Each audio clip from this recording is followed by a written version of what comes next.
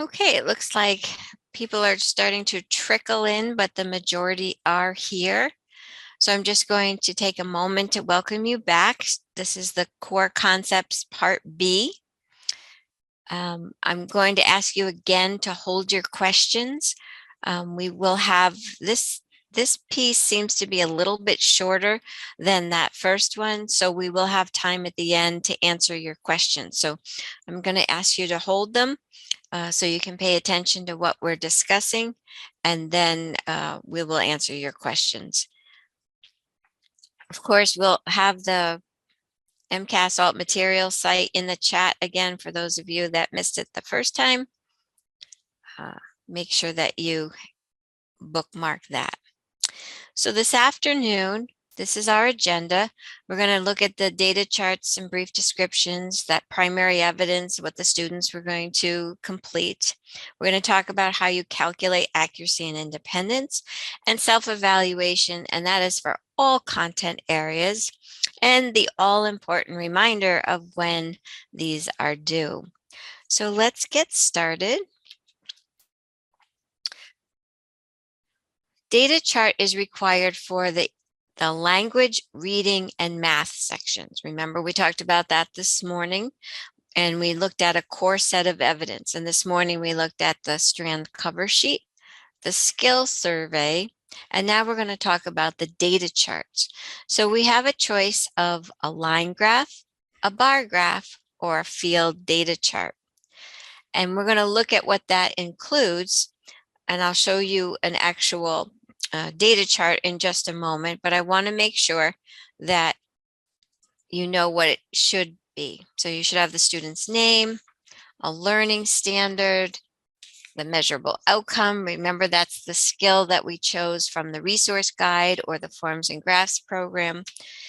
Data points, and there are 8 dates that you need to have, and that has to be dates in which school is in session. The percent accuracy and independence of the responses for each of those dates. And then the brief descriptions beneath each date that's going to consist of what the student was asked to do, and that will be the skill, and then how the student did it. And that reflects your instructional approaches or format. So let's take a look at an actual bar graph. So here's a bar graph, and this is Michael Scott. Remember, we started working on him this morning. We did the strand cover sheet, the skill survey, and then the measurable outcome that we're working on, and that has been carried over here to the bar graph. So there's the student's name. There's the learning standard. And remember, we're not going to get hung up on that learning standard. You're going to choose a learning standard at the student's grade level. It may or may not align with that skill depending on how far from the skill that, how far from the standard that skill actually is. So don't worry about that. Next, we have the measurable outcome that you created. You chose the skill. Then we have the percent of accuracy and independence for each of the data points. And at least 8 different dates are included on this graph. Now, there's only 8, that's a minimum. We always suggest you have at least 1 or 2 more, kind of a cushion in case you made an error on one of them. It gives you a little bit of just a cushion in case, just in case. And then those brief descriptions that I talked about, there's not a lot of space under there, so you want to be very concise and talk about what the student did and how they did it. And this is a line graph with that same information, the only difference being a bar or a line graph. And it's strictly your preference. Some people like the bar graph. They think it's easier to read. Other people like the line graph. Your choice. There is no difference whatsoever for us. It's up to you. And if you want to see a sample of those, remember that up here in this corner, I have where it says Educator's Manual, page 56. You can see that in the educator's manual. The educator's manual is a wonderful resource for you. It would probably answer all the questions that you want to put in the chat. Next is a field data chart. Now this one is a little bit different, as you can see. This collects the response by response. So if you want to break down a skill and see how the student is doing for each task on that one date, this is very helpful. It's a little bit more involved, and Kevin will show us a little later how this works, but you're going to determine whether the student was accurate or independent, and then you'll fill that out. And the nice part about it is that the program will calculate the accuracy and independence for you.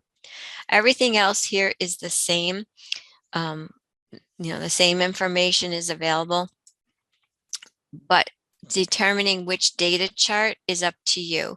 Field data charts typically are used for students who are working at access skill level. It doesn't have to be. If you want to use it, you certainly may, but they record multiple responses on each date, and it may give you more information that's helpful for your instruction. The bar graph or the line graph just summarizes the task on each date. So that would be like a work sample that you did. That's just the difference between those two. What we do not want to see on a data chart is you do not want to see a data chart where the first data point starts at 80% in both accuracy and independence. What that says is that the student has already mastered the skill.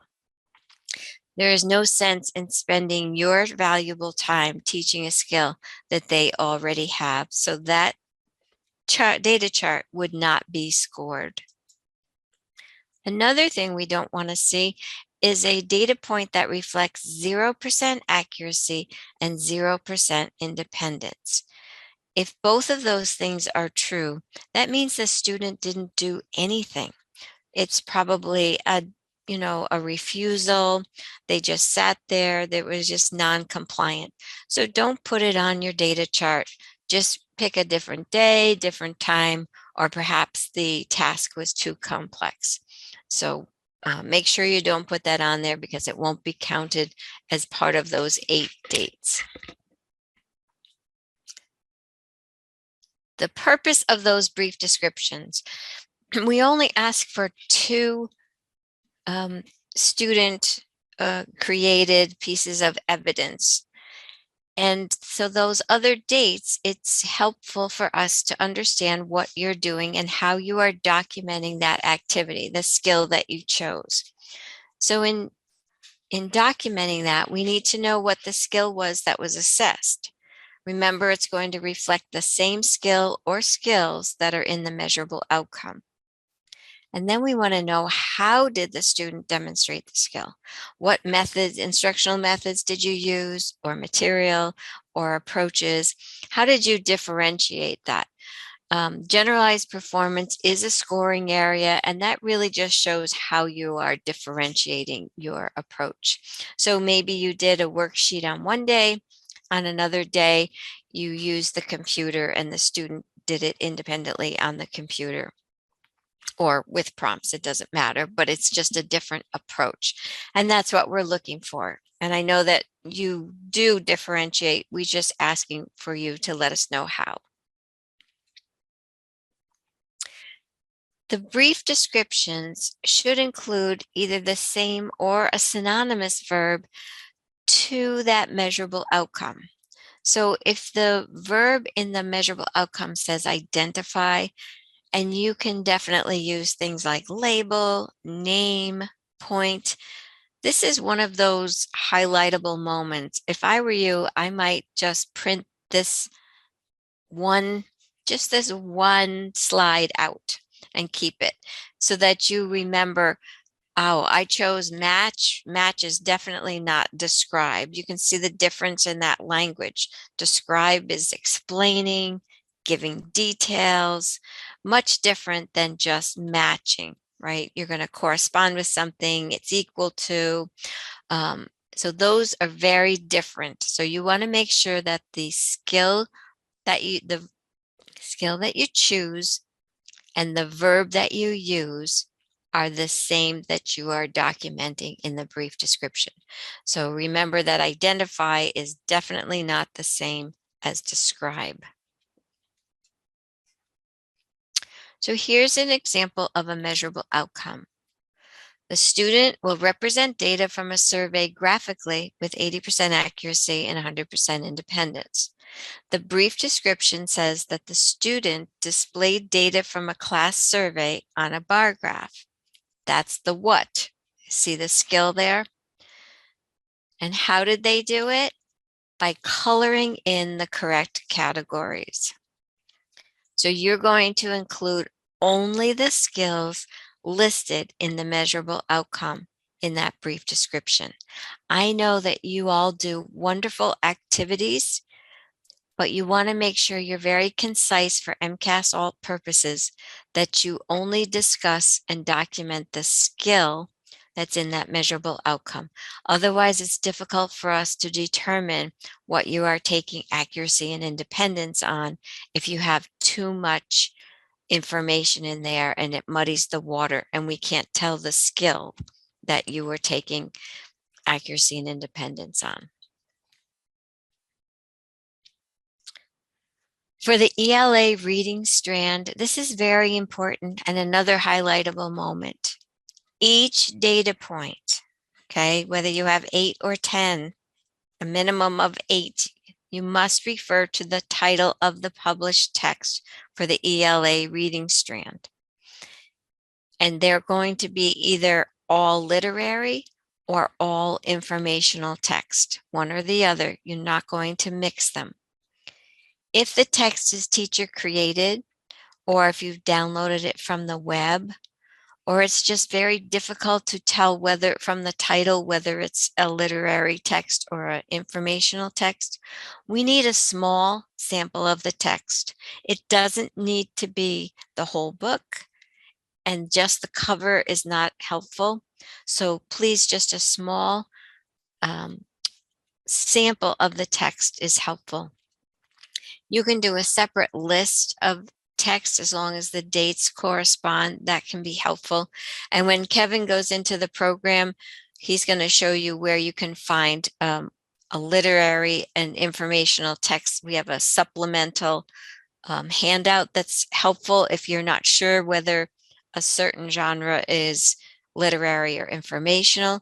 And then we also have one that talks about just informational text where you do not have to give us a copy of the text. So here's one idea for including the titles or copies of the text. So you don't have to waste a lot of printing of pages. You can screenshot the text. You can copy it on more than one text like I did here. So you'll see that the Mississippi River was on 10:7, Benjamin Franklin was on 10:23, Meerkat was on 1:2, and Dolphins was on 12:9. So these were all informational text, and we have 4 texts here on just 2 pages. Okay, so you would just copy them and put them into the binder. So now it's your turn to see if what I just explained makes sense to you. We're going to have an activity. I'm going to give you the measurable outcome and then the brief description, and you will determine whether or not it's acceptable or not acceptable. And we'll use it as a poll. So the measurable outcome says, Larry will answer comprehension questions about an informational text with 80% accuracy and 100% independence. The brief description that the teacher wrote said, Larry answered 4 questions about the main idea. So take a look at the poll and see if you believe it was acceptable or not acceptable for Larry.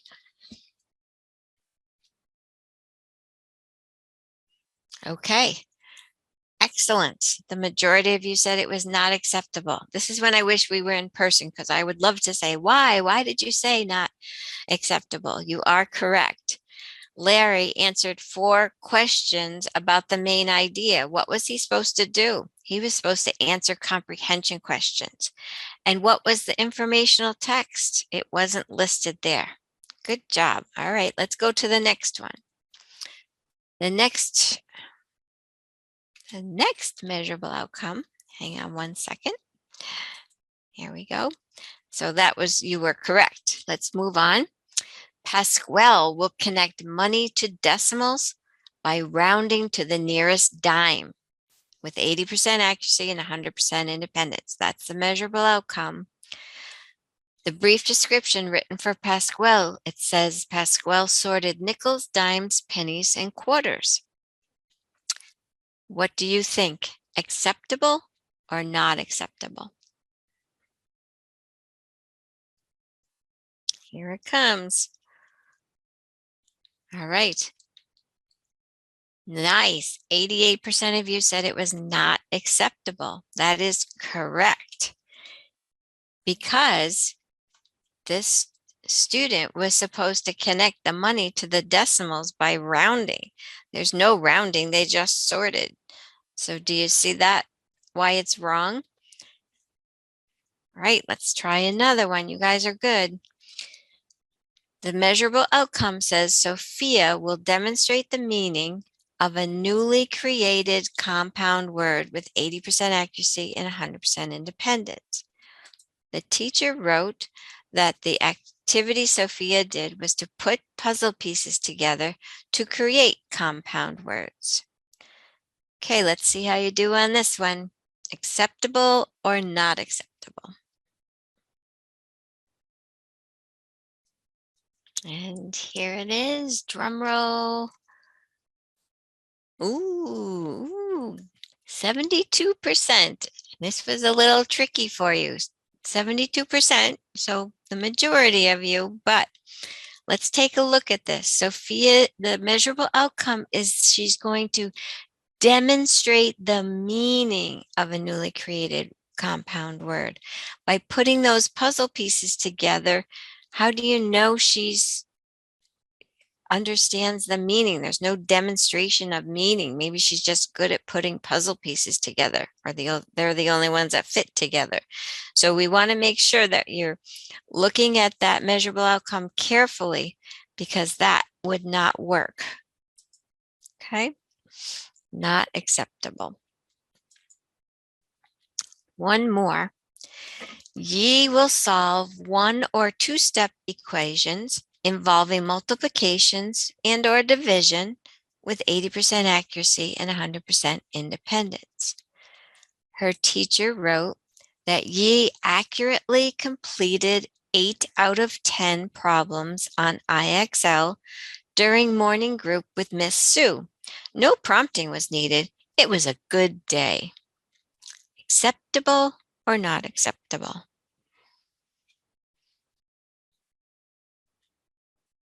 Last one, let's see how we did. 71% said that it was not acceptable and 29% thought it was. And let's talk about this. It is not acceptable because she completed 8 out of 10 problems. It doesn't mention anything about the equations, whether they were multiplication or division. And then it talks about using IXL. That's fine if you know what that is, but make sure if you're going to use any of those acronyms that you maybe even handwrite underneath what IXL is, that it's a computer program. Not everybody uses the same things like everyday math. Some people use that and they just say EDM, but not everyone knows what that is. So make sure you're clear on that. But the fact that she was supposed to do 1 or 2-step equations, including multiplication and or division, there's no sign of that in the 8 out of 10 problems. The fact that she did morning group with Miss Sue, well, that's lovely, and we all love Miss Sue, but it has no bearing on what happened. And the prompting, where would we see that? We would see that on the data point. That would be reflected right there. And I'm glad it was a good day, but again, you have limited space in that brief description. Nice job, everybody. So now we're going to talk about primary evidence. This is the work that the student is going to submit. And the very first thing you want to see on this is a work sample description. It's very helpful because it makes sure that you have all the information that we need to accompany that piece of evidence. So we need the student's name, the date, the accuracy, and the independence. Okay, so there it is. Michael Scott. There's the date, there's the accuracy and independence. And here, I'm sorry, let me just go back one time because I need to make sure that we have the dates for all of you. These dates are important for you to have for ELA and math, and it really won't help you this year, but just know that if you work on a summer extended school year summer program, you can start these portfolios on July 1st of the year.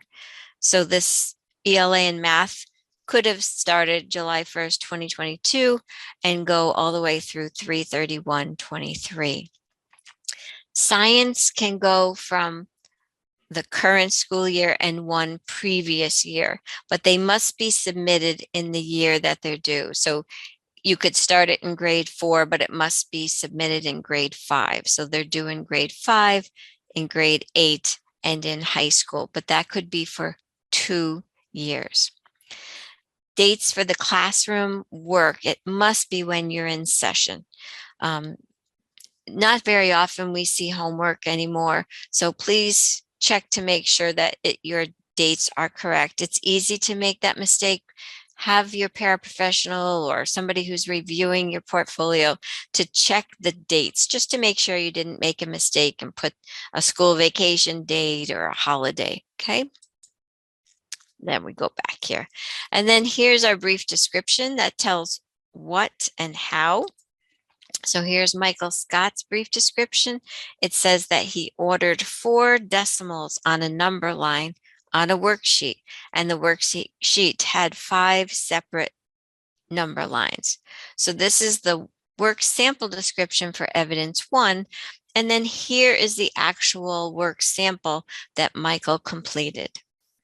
And this also has the student's name, date, accuracy, and independence. But those work sample descriptions are very helpful in case you forget to put the accuracy and independence on it or the student's name. This is the second piece of evidence that we need, and this was on a different date, 1/2023. The accuracy and independence is listed there along with the brief description, which is under here. And you can be a little more verbose in the work sample description than you can be on the data points. And here's that second piece of evidence. And with math, it looks pretty much the same, right? So unless you're doing it with a partner or on the computer, perhaps on an interactive whiteboard, they're going to look pretty similar. Speaking of whiteboards, you can certainly use a whiteboard as evidence if you want to take a photograph. In this case, this is a photograph of a whiteboard, and obviously it's too large to put into the binder. Sometimes you have things that are just temporary or too fragile and they're not going to go in there, or you don't want to lose them for the whole time that you're going to submit the portfolio. So the entry point on this one was to compare the traits of main characters in a literary text. And the brief description explains how Jamal orally identified character traits in Charlotte's Web. The teacher wrote the responses on this oversized Venn diagram. And you can see it has the student's name, date, accuracy, and independence. It clearly shows the end product. So this is very helpful. You have to show the end product and the evidence, or you can show a sequence of steps that lead to the final product. but please be sure that the accuracy and independence matches the activity that we are seeing in the photograph. And I'm going to show you what that will look like now. In this case, the student will match an action word to its corresponding picture. It's very difficult to see what the student is doing. Does this clearly show an image of the final product? Well, since you can't answer me, I'm going to give you the answer. No, you can't. And it's very difficult to see, but at the bottom, it says 86% accurate and 53% independence. But that's not what this photograph is showing. So you want to make sure that if you're going to use the photograph as evidence, it must show the final product. This could be used for supporting documentation, just giving us the context of what the student did. This might have been better if we did a teacher-documented work sample. That way we could know exactly what the student did. Let me show you what that looks like for a teacher-documented work sample. Oftentimes, this is used for students who do not produce work. They do not write. They're working at access skill level. It describes the activities and includes the material that they're going to use. As you can see here, there's a series of trials that are conducted at the same time. This one is very nicely laid out. There is no specific right way or template that we have. You just need to include all of this information. You want to make sure that we know what the measurable outcome was. We need to know how the activity was done, and we need to know how many trials. Now, in this case, it has the latency, it has the accuracy and independence summarized for us. It has the access skill that is done during the standards-based activity, which is very important. And for those of you who are doing access skills, remember tomorrow, Laura Hines is going to be presenting on just this type of information. It will be a very informative session for you, but just know that this is available to you. It does not have to be just students working on access skills. If you have a student that has maybe just difficulty with creating and answering work samples, you could do this for a student on entry points.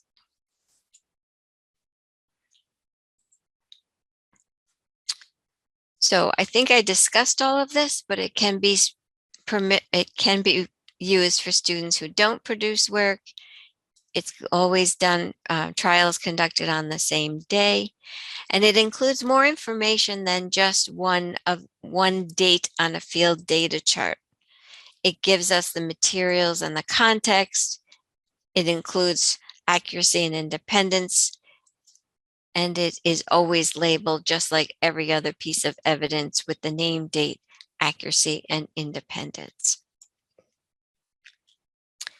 So now I'm going to turn it over to Kevin, and he's going to go back into the program and finish up what he started this morning. So take it away, Kev. Thank you, Deb. So before we jump in there, just to speak a little to the slide that's on the screen. So digital evidence for the assessment, it's not that you're submitting it digitally, but you can create as if you're putting it in the website, but you can create you don't have to print your pictures. You don't have to, if you're using a Word document, or some people show a progression of an activity in PowerPoint, you can just give us the file and we get on a flash drive or a CD. If you still burn CDs, that's okay too. Most of them we get are on a flash drive. Just give us the file and we can open it. Any of the Microsoft Office stuff we can open, or just pictures or a video. Just make sure it's in a standard format. Anything you do on your phone, whether it be pictures or videos, those are generally fine. It's when people get into trouble is when they take the videos and they try to edit them and do fancy menus and things like that. It's great when it works, but sometimes they submit it in a format that was in the it's a file type that is used by the piece of software they were using to edit it, and they didn't finish it or compile it at the end. And if you don't have that software, you can't open it if they give you that raw file. It happens every now and then. It's not super frequent, but it does happen. And if we need that evidence, unfortunately, there's nothing we can do about it. We just don't have it. We can't open it. I try really hard to open everything that doesn't seem to want to open, but sometimes you just run into, you need that software because it's a proprietary file type and there's just nothing you can do about it. Word of warning on videos too and pictures, it's helpful. When you snap it with your phone or record it, it does give it a generic file name, 789ZZT .jpeg. It's fine, but it's a more helpful if you rename it to something meaningful like Michael number sense, just something obvious. One, it helps the scorer know which one to go grab to open when they're scoring it, and two, it helps you know that you put the right file on the flash drive. We have over the years had some files that clearly were not meant to be included in an alternate assessment for the student. Nothing scandalous, but I've seen birthday parties, I've seen dogs running around in a backyard of just a file that somebody threw on there, thinking it was one thing because it was generically named, and it was not that thing they thought it was. So it just helps you, just looking, if you open the flash drive, if you're going to go that way, it's a nice check just to make sure you're putting the right stuff on there. And also a word of warning with videos in general. They can be difficult to show that final product, is what Deb was talking about. If you just videotape a student from afar doing an activity, it can be great supplementing materials to get a sense of what happened, but many times it's very difficult to see that final product. What exactly are they doing? What are on those cards that they're flipping back and forth? Are they accurate? Are they not? It can be really tricky. So word of warning, if you do video, sometimes there's a temptation there if it's a great way to capture, but it can be difficult to get at that final product sometimes. So just keep that in mind as you start to compile these together. And also, we don't need the whole activity. We don't need a 30-minute class, just 3 minutes or less. We're just trying to see that final product by way of video, if that's what makes sense. It doesn't need to be a whole long thing. So now give me just a second and I will switch my view yet again, and we will pop back into forms and graphs, and I'll pick up where we left off, and I'll show you how to do those data charts and work description labels. So one moment, please. Okay, so here we are, and we'll take a step back, and I know we run through it quick and people forget, or they like, what did I click on? Where do I get this? Where do I go? We'll complete the circle once again. Start at the basic material site that's been in the chat throughout. Hopefully you grabbed it at some point and bookmarked it. It's nice just to go and check this out. We will add to it if there's a document that we come along the way that makes sense for everybody. We will typically put it as tools and resources. Worth pointing out, Deb had mentioned that document about the ELA. Is it informational, supplemental, or is it literary versus informational text? Those are both right here, right in the smack in the middle of the teacher tools and resources, just PDFs you can open and look at. Another reminder, you are here, all the materials for today, the recordings, this is where they will show up. But for forms and graphs, remember, you want to go to the department's webpage, which is that link here.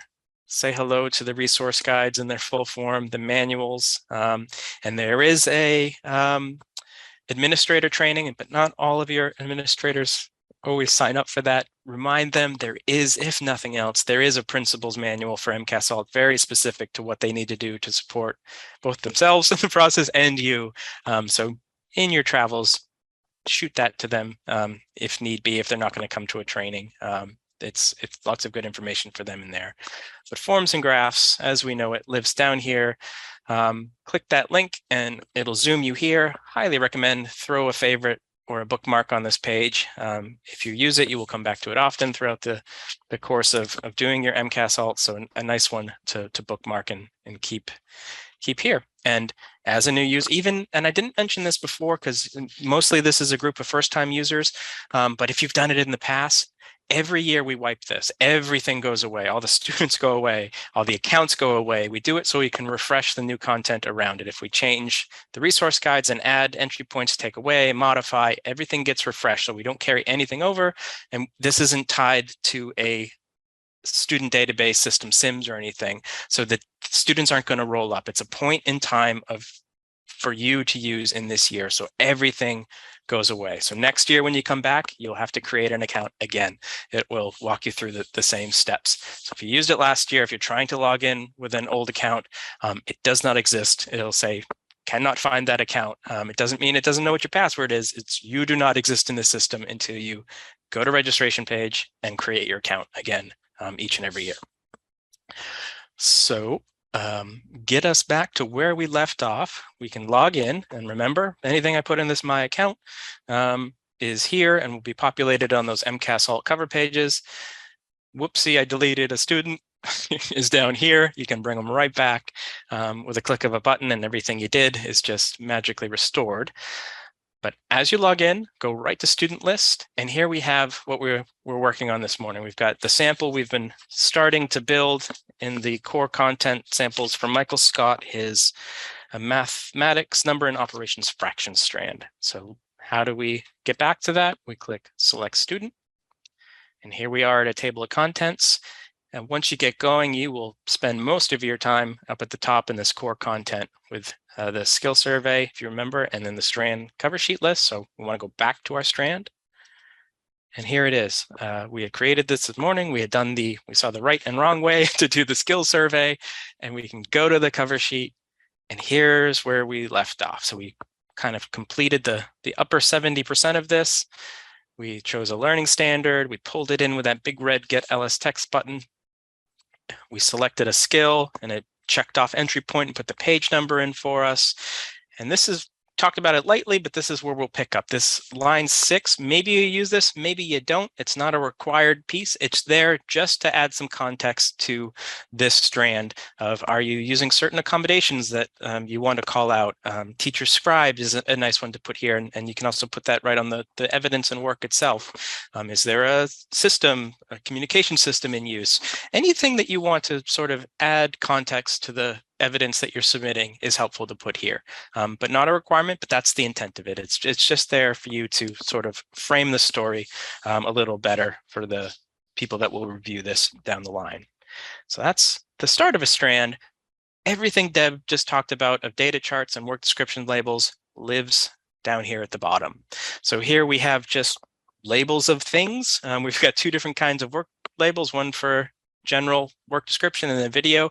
They're the same. I'll show you the slight difference. The only exception is the video asks the name of the file that you're going to submit with that, just so we can know what to review. But they're pretty much functionally the same, but I'll point out the slight differences as we go. And then we have 3 different kinds of data charts here. So we've got the field, the bar, and the line. Deb mentioned bar and line. It's really your choice. Which do you like to see? Does one show your data a little cleaner in your eyes? It doesn't matter. They're the same as far as the requirement, and they're functionally the same in how you create them. It's just one will give you bars, one will give you lines, and that's it. But they work exactly the same. We'll take a look at a bar, but just no line is 100% the same. Just that final product is just a different layout. We'll start with a work description label. So we'll click work description label and we get a placeholder for a label. This my description, I'll connect that dot in just a second here. Just remember that that's here in this little grid. So you can create a few, you can create one, but they're all work the same. Drop it in and then go to evidence page. So click here and it'll open a work description label. I'm looking at that Michael sample for number and operation fractions, and we can see you're just basically filling in the blanks of what it's looking for. It carried over everything it knows at this point, the learning standard, point out too that I cannot change this measurable outcome here. I'm highlighting it. I'm trying to type over it. It is just a label on the page. I cannot change it here. The reason why is everything has to have that same measurable outcome. We don't want you going in and tweaking it slightly for this work sample and changing it a little bit for the next one. And then the data chart shows a slightly different version of it. 100% the same on everything you do. So we don't even let you change it. You can change it. You just have to go back to the strand cover sheet. And if you needed to make a slight change, you could do it here, and then it will be that change on everything you've already created, or anything you will create for that strand. It'll keep it the same. So if you change it, just make sure your evidence actually reflects that change, because it will be on there. If we made a slight tweak there, it's just going to pull in whatever it sees from that strand cover sheet. So we can give it a date. We're just filling in our blanks. So we're looking at that first sample. It was 1/18/2023. What was the accuracy for the sample that I'm going to attach this to? It's 85%. What was their independence? And Deb either has talked, I'm sorry, I don't recall, will either talk about accuracy and independence and what those calculations mean, if she hasn't already. So don't worry about that right now. Just know that you're giving what the actual percentage is there. And then we have two text boxes. One is to briefly describe what the student did. So what's happening that I'm attaching this to. And this is a fairly generous text box. It gives you kind of a character count, but quite a lot will fit in here. It's not quite that case with the data charts, which I'll point out when we create one of those. So all you want to do is, that's my copy paste isn't working, but you get the idea. If you look at the sample, so you just type what it is. So Michael ordered 4 decimals on a number line in a worksheet. The worksheet had 5 separate number lines. You're just typing what it is that occurred, that you're attaching this evidence to. For self-eval, and Deb will talk about self-evaluation in a little bit here of different ways to approach it. It's a text box for you to use. You can describe how it happened if the student made a choice between items, and when there were or they chose this work sample to be in their portfolio. That's an example. You can just say the student made these choices, and that's how they demonstrated self-eval. Another popular way to do it that we see a decent amount of, and none of these you have to do, there's not one right way, but these are just some approaches, is the ever popular see attached. And that, if you look at the sample, and Deb will show this throughout, but they will sometimes have a standardized reflection sheet where they can use it across their strands. It will prompt them to select, how do you think you did? I did well. Like, was this difficult? It was too easy. It was just right. It was way too hard. So it's a reflection of their participation and how they felt they did in whatever assessment you're doing for these strands. So just know you can say see attached. You can just throw it in there and not say see attached, or you can describe how that happened. That's the essence of the use of that text box there. And then my description. You don't have to use this. This is here just for you. It's a little breadcrumb trail. So you can just type something descriptive about this sample. Like in the reading one, sometimes people will be like snowman story, or math is sometimes a little more straightforward. But anything you can give to let you know what it is. And what that does is when I save this and go back to the strand cover sheet in this red bar, whatever I put there will show up here. And it seems a little silly when you just have the one work description label, but if you've got 2 or you got 3, then they're all just generically named work description label. It's just there for you to know which is which, so that you can open the right one if you want to go back and continue working on it, edit it, or print it out. It's just a quick little view for you to know which one you're after. Don't have to do it, but that's the intent of that my description. It's just going to populate it here for you to tell them apart. I'll quickly show you videotape, and you'll see slightly different, but same stuff. Date, accuracy, independence, just down at the bottom, description, self-eval, The big difference just being, obviously you're doing this because you have a video sample that you want. We're just asking you to tell us the title so that if you put it in a flash drive, we can go and find it and match it up to the sample. But functionally the same, pretty much. It's just about what is the name of the video is the main difference there. I'll delete that guy out.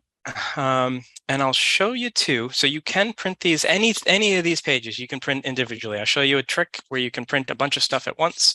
But just know, anytime you see this printer friendly, just like what we saw with the strand cover sheet, it'll give you a new page, it'll strip away all the stuff it doesn't need and give you a formatted version that will go print nicely without all the web stuff on top of it.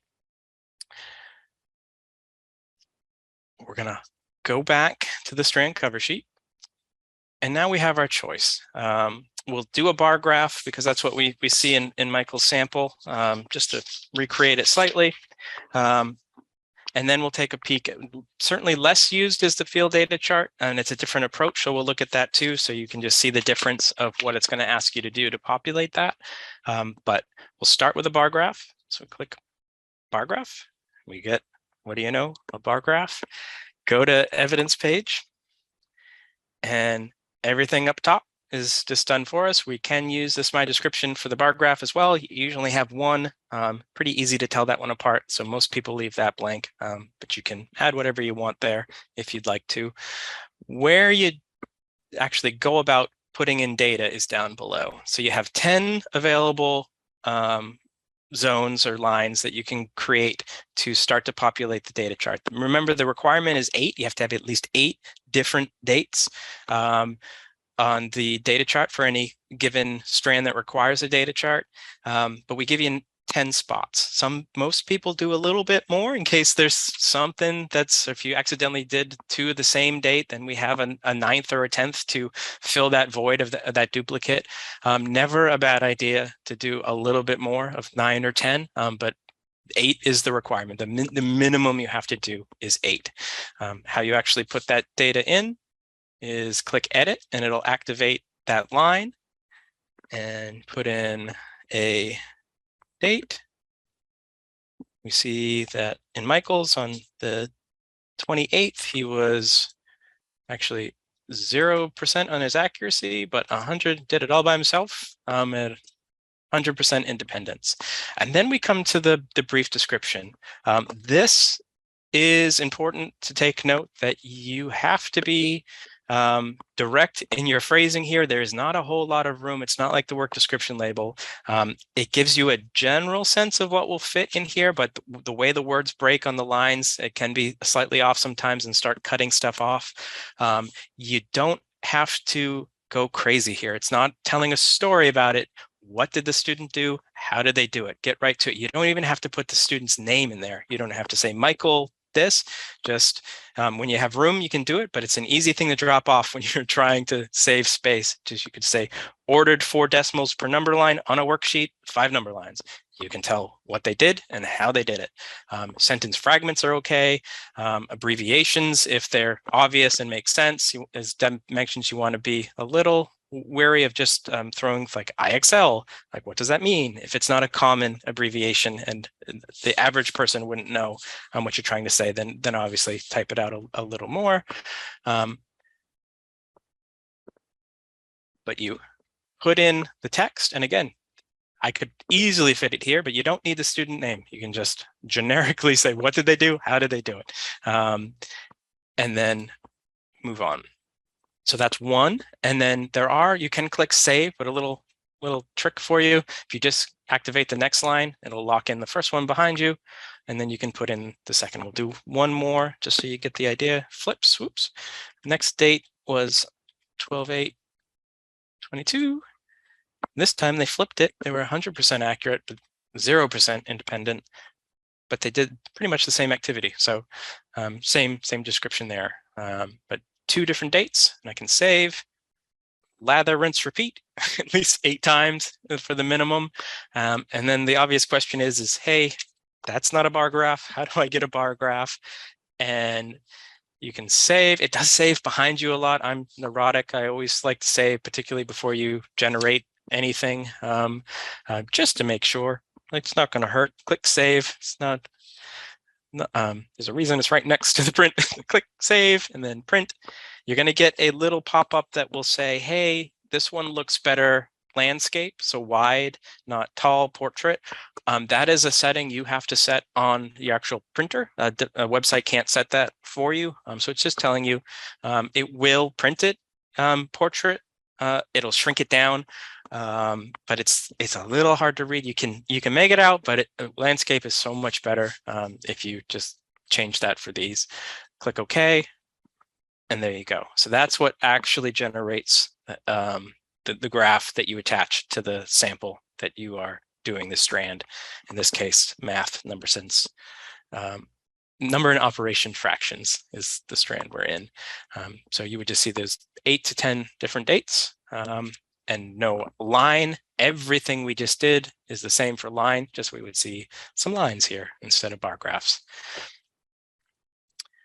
So we'll go back.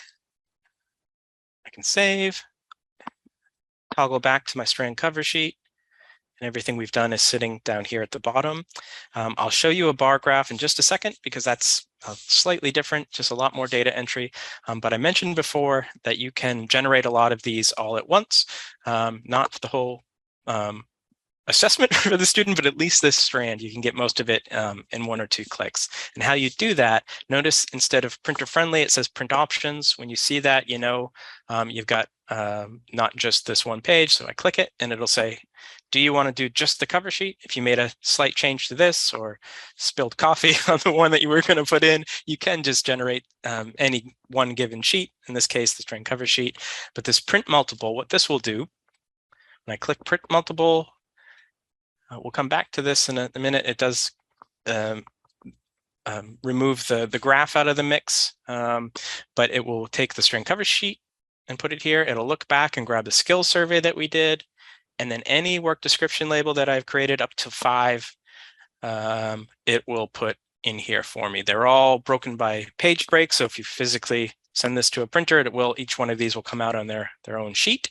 But obviously missing is the bar graph. These all look better portrait, but bar graph, just by the way that the site puts it in here, it can't be tilted to fit portrait, unfortunately. So you do have to capture that by itself, but it'll at least prompt you here. You can click here and it'll tell you this one looks better in landscape, and then it'll open a separate tab just for that. So rather than open, click, open, print, close, open, click, print, close, you can do it in 2 clicks and get your whole strand right in one spot. So back to our strand cover sheet, though. I just want to show you, and I mentioned it's definitely the lesser used, but it is, it does have a purpose. We find it in access skills a decent amount, but you can use it anywhere, is the field data chart. So I'll click field data chart, go to evidence page, and the top looks like what we would expect to see. It kind of looks just like the bar graph we just did. Where it takes a turn is here. So we have up to 10 different dates, and then it's a series of trials within that date. So it's just a whole lot more data entry for trials within a day. So you can, it's really just data entry. So give it a date. And then trial 1, were they accurate? Yes, they were. Did they do it independently or were they prompted? They were prompted. Number 2, they got it again. This time they did it independent. You get the idea. Brief description of what took place on this. They're all the same. So it's just a date, trial information, brief description. Generate the actual graph the same way though. So printer friendly.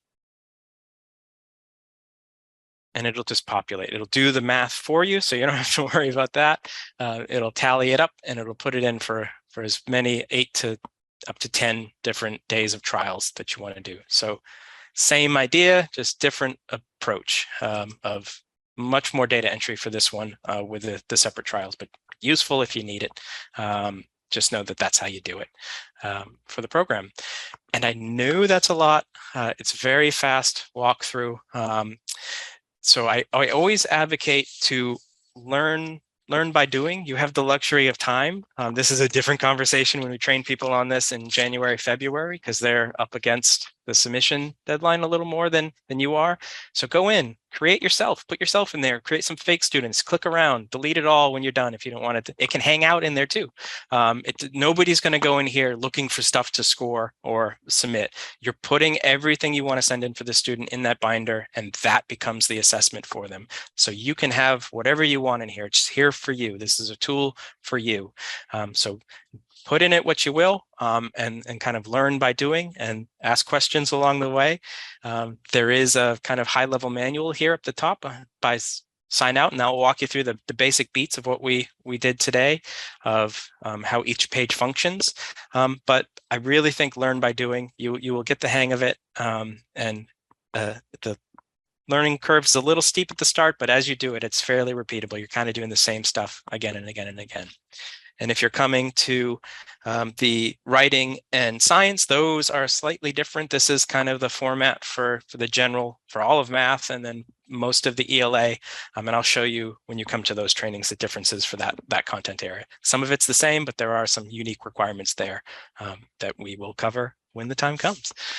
So I will hand it back to Deb, unless Deb has any questions for me, and then she will pick up about self-evaluation and walk you through some other concepts as we finish out the day. No, thank you, Kevin. I just want to point out to everyone that Kevin was just showing you the field data chart and the bar graph, but you would only choose one graph. If you recall that we did the core set of evidence, it was a strand cover sheet, skill survey, one data chart, and 2 pieces of primary evidence. So just want to point that out. And I'll point out too, I don't know if you saw me, but I deleted that field data chart. So when you delete evidence or a strand, that is unfortunate. It's gone. It is deleting it from the database to make room for whatever you meant to do or what will replace it. It's just the whole student we hide, but any other delete, even if you call and really want it back, there's no bringing it back. It is gone from the database. It has been scrubbed from the record. So really mean it when you click. It does prompt you. Are you sure? Don't be a quick clicker. Don't say okay if you don't mean it, because every time you say okay, it's going to go away. Just a reminder, it does feel like a lot of time, but just remember that you need to get started. Okay, don't wait. Get your students in there. If nothing else right now, get your students in there. And then once your skill surveys are done, you can do that part of it. But it's important that you start immediately, especially since you're new. Most of you may be new teachers, not just new to MCAS-Alt. And so you have a lot of other things going on. So this is a tip from someone who knows. Start early. So let's talk about calculating accuracy and independence. So here's Michael Scott, and this is for the ELA vocabulary one. And there's 8 sentences here. And of those 8 sentences, 7 of them were correct. And you can see there's a little X on, I think, number 4.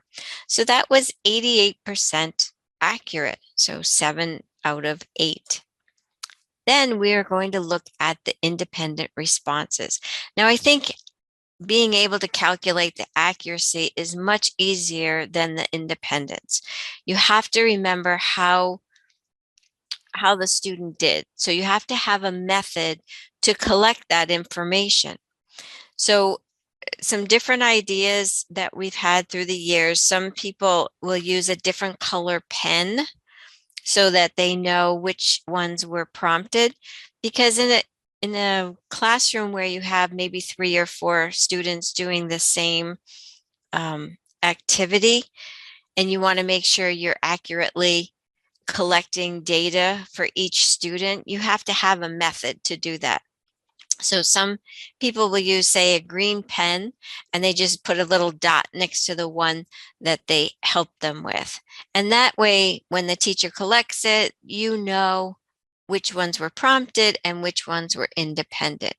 There's a lot of other methods. You are all very creative.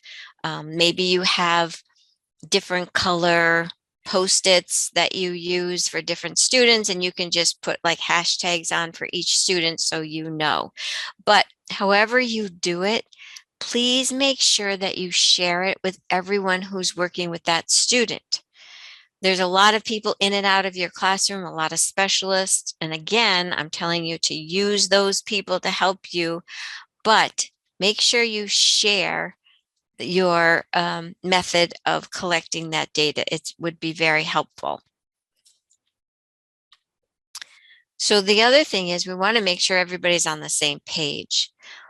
The cues or prompts versus an accommodation. So an accommodation to me is just leveling the playing field, right? They're not prompts. They should not be included in the calculation of independence. So if your student needs any kind of assistive technology like a text reader, perhaps you have to scribe or a calculator, even directives such as pick up your pencil, get ready to work, show me you're ready. Those are just accommodations. That should not be included in the calculation of independence. When you have a prompt, it's going to get the student closer to the answer, whether it's a verbal, visual, physical, or gestural prompt. Anything that is considered non-independent is a prompt. So perhaps you're helping the student looking at the choices and you start eliminating them. Maybe you start crossing them off as they make their actually guesses at that point.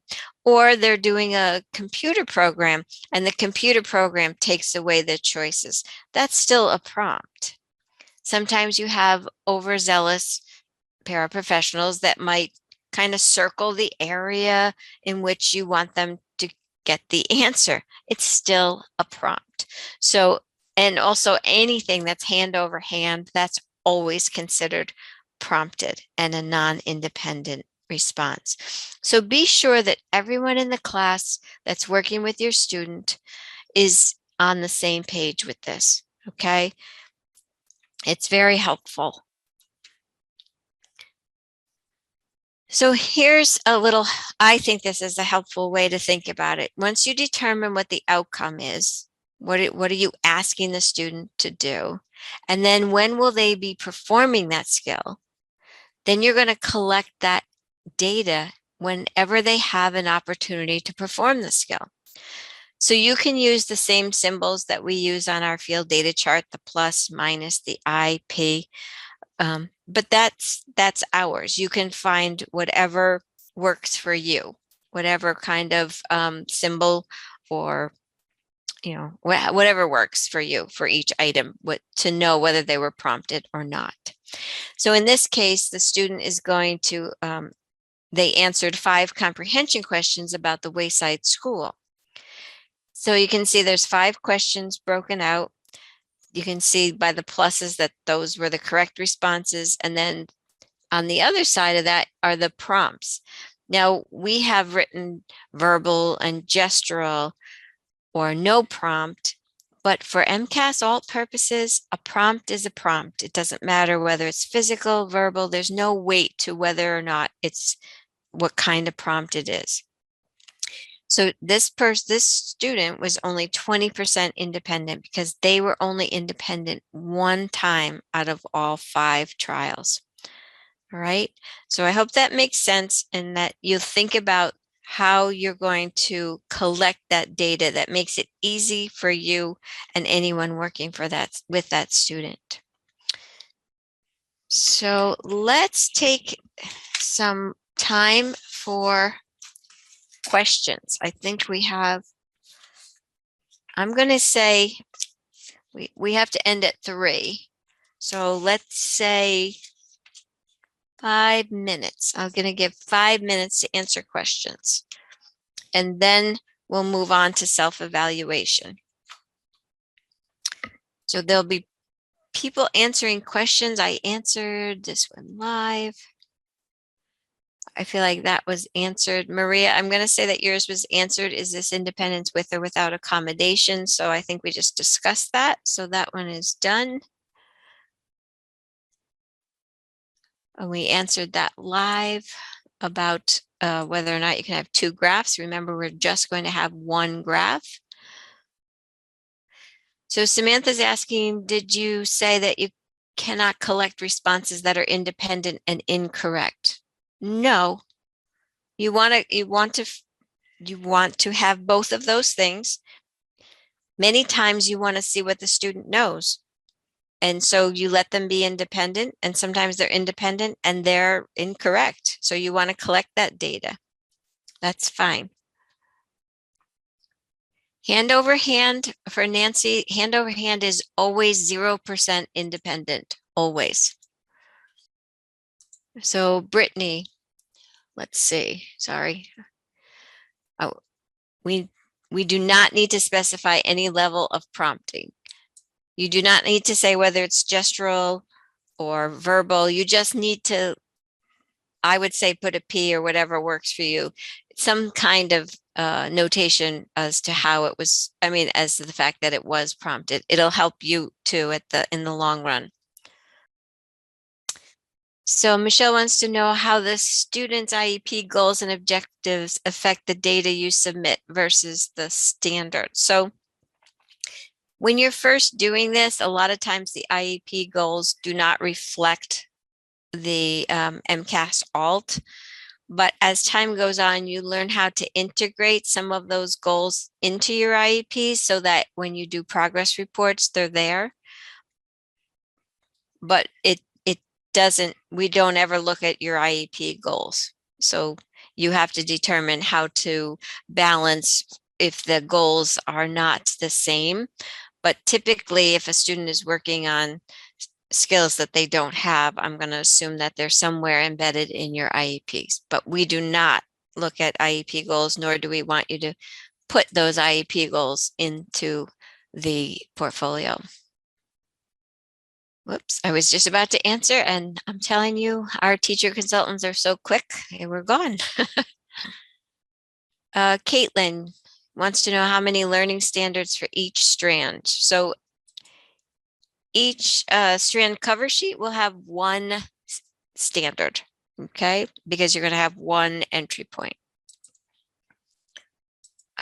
Someone's asking if accommodations and modifications diminish the independence. No, it doesn't. Remember, accommodations are just leveling the playing field. So it doesn't take away from the independence. I think we have just one more moment.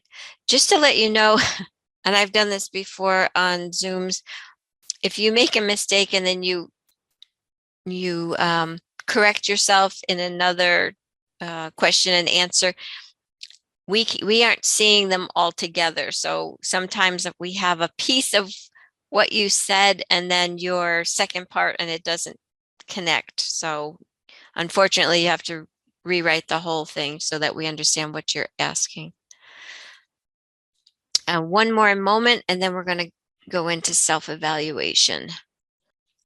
We have a whole section in the educator's manual on accuracy and independence, so you can definitely go in there and review that. It's maybe more helpful than at this moment when we're trying to get through everything, but I like that one slide on the PowerPoint that kind of breaks it down and shows you how the activities are, whether or not they're prompted and whether the student was accurate. I think that's a very helpful one. So I'm going to answer this. Hopefully everyone will hear it. The recordings will take some time. So they have to be edited. They are sent out for closed captions, so they're professionally done so that it makes sense. And then they will be posted. So give us at least a week to 10 days, maybe even 2 weeks, depending on how quickly the company gets it back to us. But all the other material is there for you to look at. The PowerPoint, the sample strands, everything is there for you. Okay, I am going to get back to self-evaluation. So here's Michael's self-evaluation for his decimals. I think that's what Kevin was thinking about.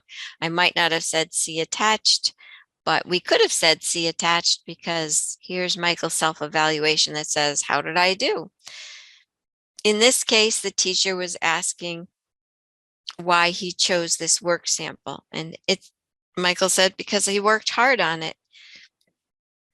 Now, you can create your own self-evaluation. You can copy something like this and make it your own.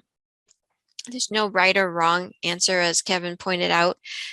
It's what works for your student, but you do want to allow the student to look at their work, think about how they're doing.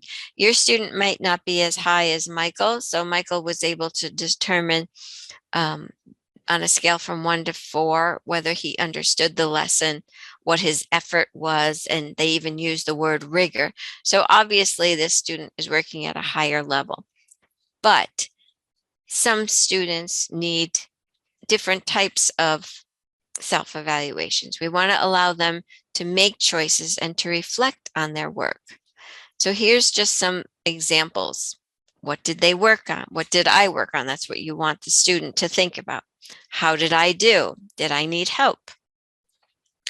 They can select work for the portfolio. Now remember that you can make sure that the choices they have are certainly something that you want in that binder, right?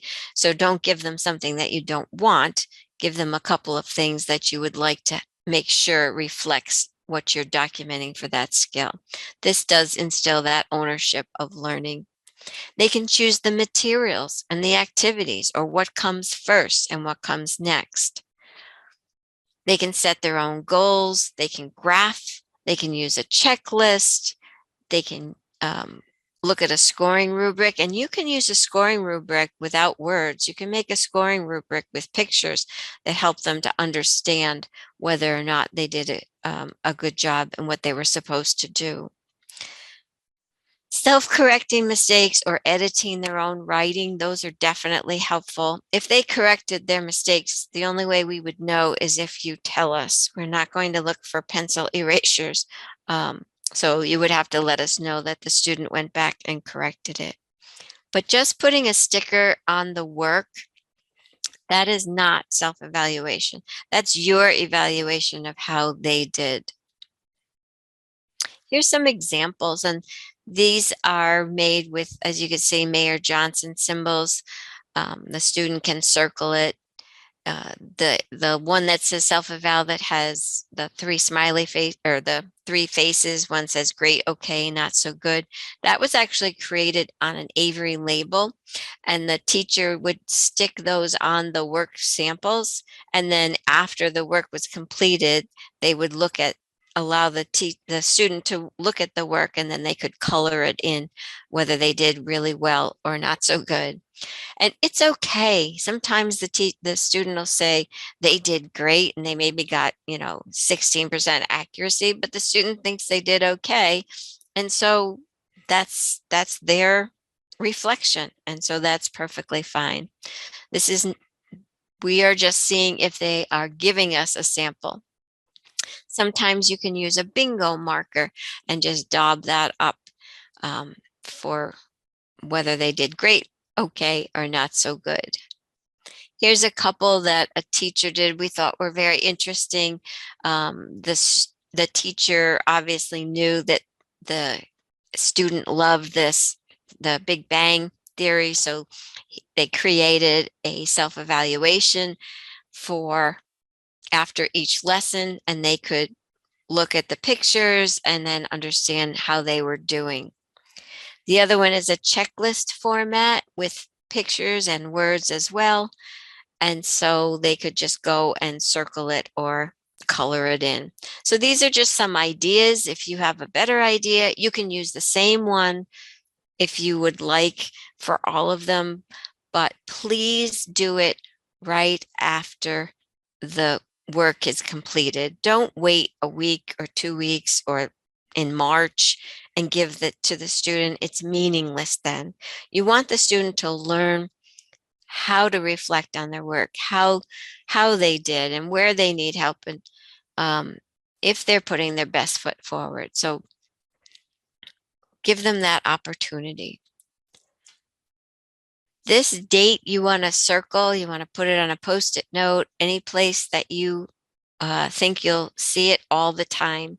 They need to be shipped on Friday, March 31st, but you need to have them done at least a week before, if not, I would say a minimum of 3 days before, because you have to fill out student identification booklets. You have to make copies so that if there's an error that you think was made during the appeals process, you need to have a copy. You need to get the parents in to review the portfolio. So plan accordingly. This is the date, this is the drop dead date, but give yourself, if you're like me, like you set your clock ahead, way ahead so that you're not late getting up, give yourself a fake date and make sure that they're done a week before, so that should something come up, something you didn't remember to do or whatever, that you'll have an opportunity to get it done. Late assessments will not be scored, okay? But I want to tell you one good thing for sure is that in January, you get to come to a review session and bring the portfolios that you've been working on. And we have these wonderful people we call training specialists. Some of them may even be on this session.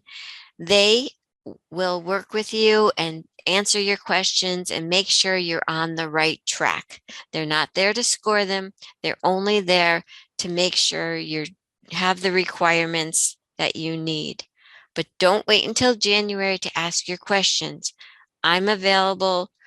Ask around your school to see if you have a training specialist within your district and be sure to utilize them.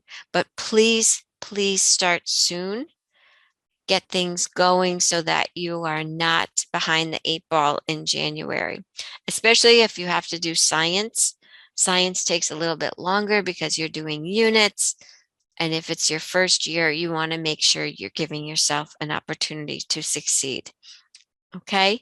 I appreciate all the time that you have spent with us and you came back today. I hope you did have an opportunity to register for the forms and graphs. Also, I want to thank all of the people that have helped us to get where we are. And you didn't see Aaron, but Aaron is behind the scenes with Kevin, making sure that everything runs smoothly. So thank you so much. We will stay on until 3 o'clock and answer your questions. And again, if there's questions that you don't think are answered here, check your educator's manual, download that PowerPoint, and then we will be happy to answer your questions. You have my email information. And for those of you who didn't come to the writing on the 17th, we have the writing on Friday the 21st, and we have the science also on the 21st. One's at 10 and one's at 1 o'clock. So if you did not get to go to either of those, please make sure you sign up if you are new to the MCAS-Alt. And here's my name, my email address, and the phone number to reach me. Again, we'll be on answering questions until 3 o'clock. And thank you. Have a wonderful start to your new school year.